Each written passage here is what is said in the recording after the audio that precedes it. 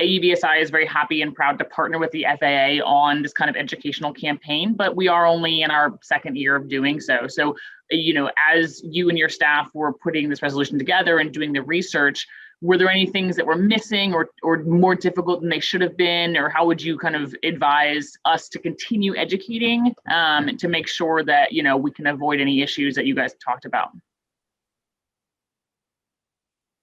I think we're both educators here, and we know that as interesting as education is these days, given the challenges of COVID, nevertheless, most every school district has a STEM program: science, technology, engineering, math. And you've got some interested kids who are interested in drones. And in our neck of the woods, they're building drones, they're flying them, they're doing competitions. I mean, it's certainly taken on a life of its own. If you're wondering where to start, partner as a city or a municipality, partner with your school district and start that education piece with the kids, because they are our best ambassadors to go home, talk to parents and say, here's what I learned in school, here's where we can access the information, and go that route. And our interested kids, our STEM kids who are interested in technology and most specifically here in drones, are going to be our best ambassadors to spread the word about FAA regulations and what it is to be a responsible drone operator and a good neighbor. And if we can get them convinced of that, like with so many other initiatives that we've done in years past, then that's going to seed your project for success there. So we kind of knew about the STEM. I don't know, John, did you bring that to our attention, that the drone program? Yeah, one of the alternative schools in our school district, that's one of their programs. They help students get licenses so they can fly drones commercially.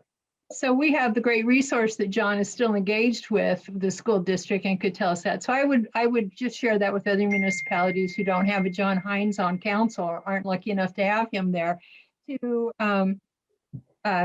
reach out to that school district, find out what's going on, find out what they know, and go from there.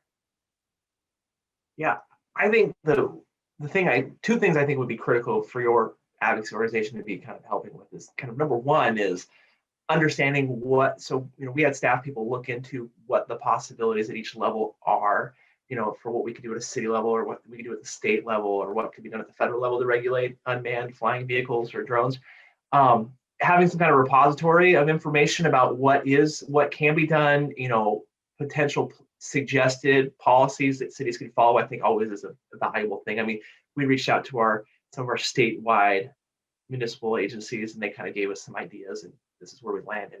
It's one. And then I think to go on with what Lillian was saying, trying to show young people or people that this is more than just like a toy, like it could be a career path.